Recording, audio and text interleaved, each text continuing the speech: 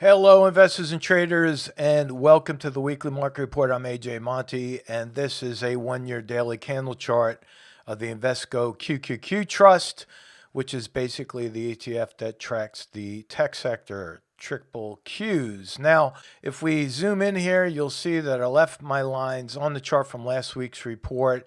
And here we have another week where we hit all targets precisely. Most of those targets were hit on Wednesday. As you can see here, I drew this diagonal line known as a zip line. I drew that last Friday with the end line target ending right there at 285.12.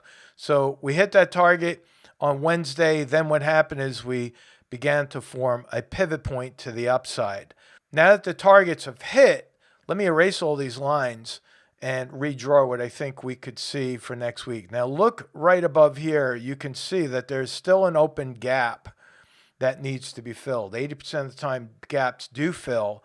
And then again, after they fill, there's an 80% chance that prices will reverse. Now I was toying with the idea of giving an upside and downside target over a 2-week period, but I decided to change that and go with the shorter term target up to a level that will be very close, if not all the way to fill that gap. So the Qs are going to be 296.96. And then we'll have to keep an eye on the volume down here because we already have 3 green candles in a row.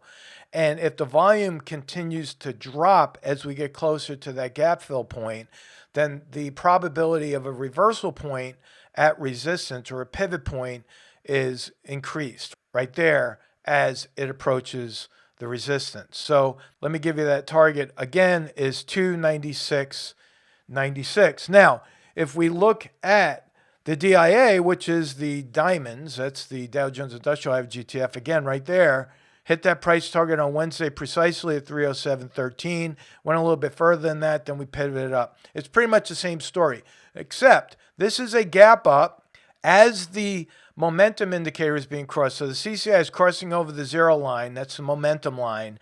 And the rule of thumb for that is generally 2 to 4 more days to the upside after the momentum line is crossed.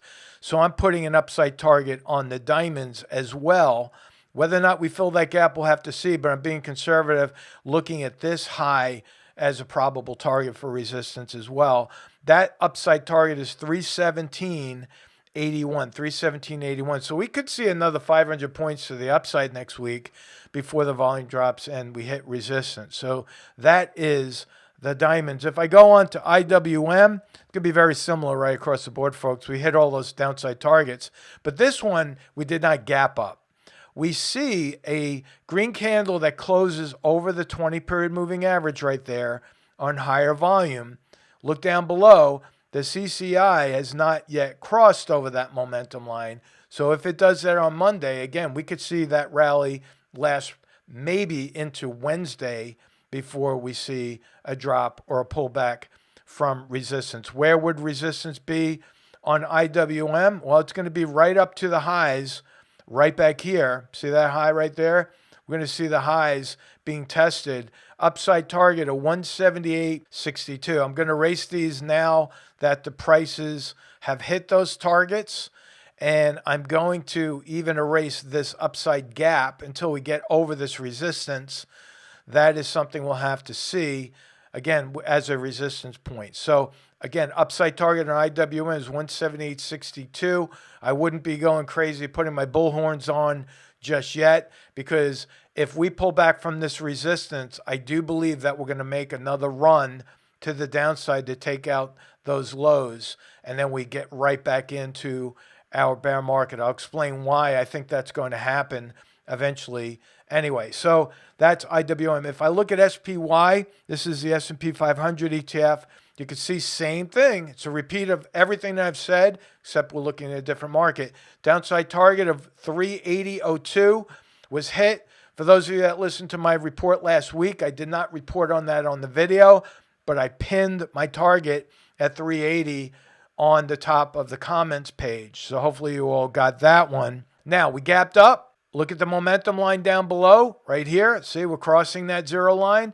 Therefore, I think we're going to go up just a little bit more for the next couple of days. Test resistance at 389.98.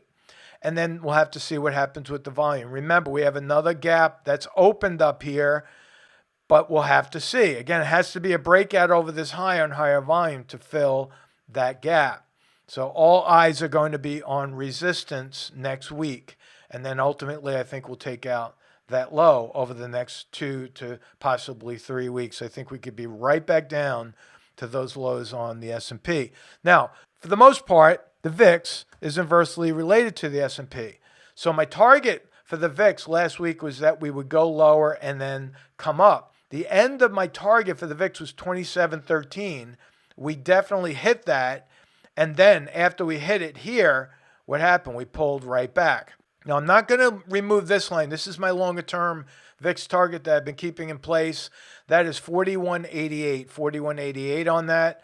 And I'm keeping that as a longer term target. But I will erase these lines now that we see the targets have been hit. Now, looking at this, you can see that there is a support level right here. Isn't that interesting? Well, I think we're going to break out below that.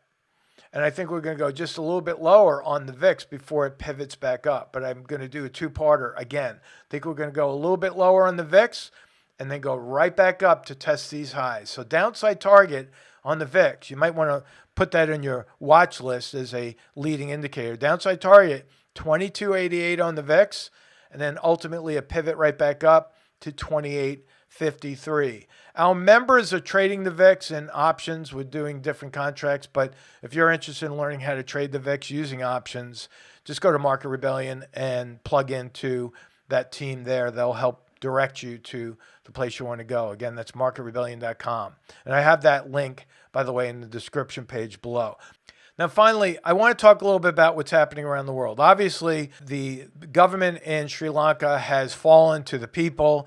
That was the first domino to go down. But I want you all to keep in mind of the geopolitical events that are taking place right before our eyes. Because the way I see it, it's the curtain basically is being pulled back and the truth is coming out. And the fact is, whether you're a Democrat, Republican, it doesn't matter. Liberal, conservative, does not matter at all.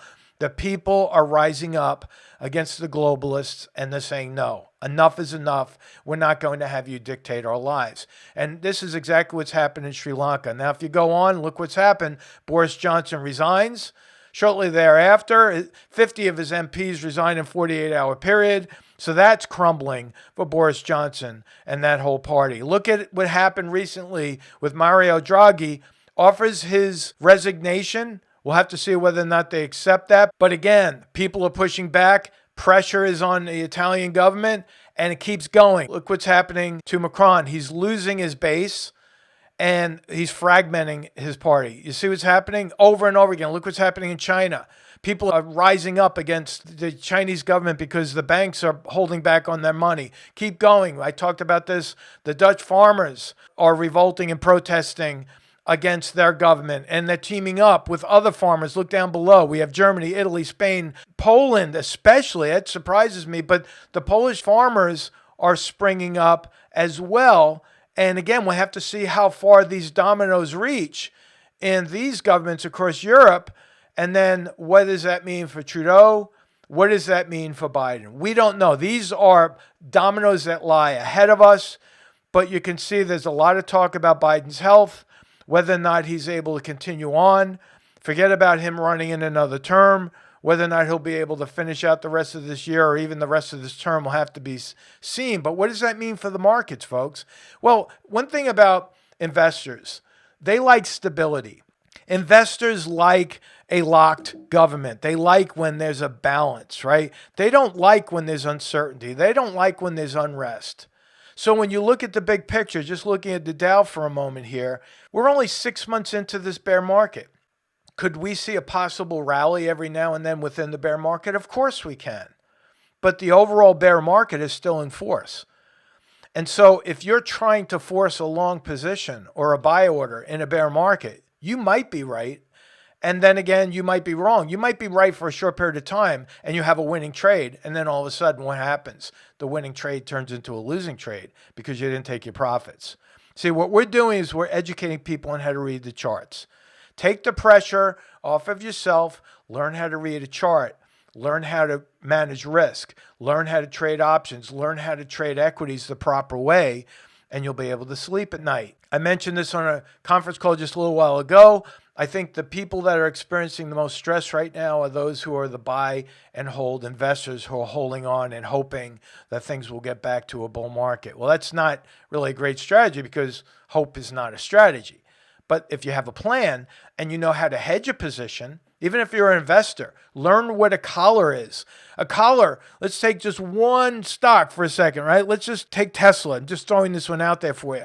Let's say that Tesla goes up and you're taking a long position and you want to collar the position. What does collaring mean? You learn how to sell calls at a particular strike price. If you don't know what I'm talking about with regard to strike price, take an option course. You sell a call, you collect money. What are you going to do with that money? You sell a call that obligates you to sell the stock that you already own at a higher price. You then take that money and you go buy insurance on that very same stock, which comes in the form of an insurance policy. And you're using the market's money to insure your position. It's not a very complicated strategy. It takes time, of course, to learn it, but it's not rocket science.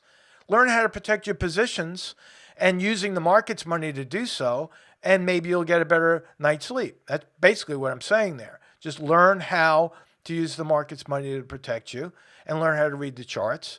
And then you could be able to relax with some of these positions.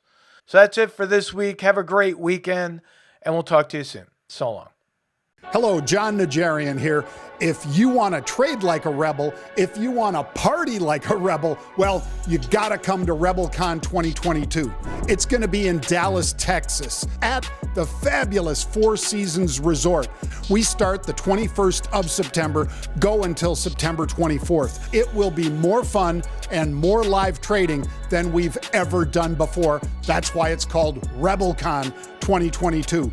We're going to have barbecues and double the amount of live trading. So if you want to book that now, make sure you do, because the guest speakers, as soon as we announce those, this thing's going to be sold out. It's going to be something you do not want to miss. Limited to 250 people. Sign up now for RebelCon 2022 at the Four Seasons in Dallas, Texas. Welcome to the rebellion.